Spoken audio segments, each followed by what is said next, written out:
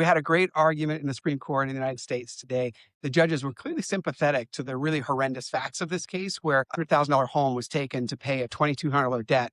And in the end, the family was left with a nearly complete wipeout of the equity that they had in their home. So it was obviously moving some of the justices that the facts were so bad in this case, even if the legal questions in the end are technical and a little difficult for them. Every state in the country has a foreclosure process. So if you don't pay your taxes, eventually government is going to have to seize your home.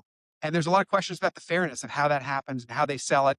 And the court is reluctant to just overturn the long history of foreclosure auctions. The sympathies here, I think, for the Pung family were that the government had, in Michigan, had a ton of other options. It was $2,200. They could have put a lien on the property. They could have sued in a almost a small claim suit. It was such little money. They could have seized a car or a bank account. So many things they could have done other than destroy all of the equity that this family had built up over decades. You can imagine for a family like this, $200,000 equity being lost, that's going to destroy somebody's retirement. That's somebody's college fund. That's money that they've worked for years to earn and develop. And all of it was gone over a $2,200 tax debt. So it was clear the judges had a lot of questions. They're going to have to do a lot of thinking. But in the end, the injustice of it all really resonated with many of them.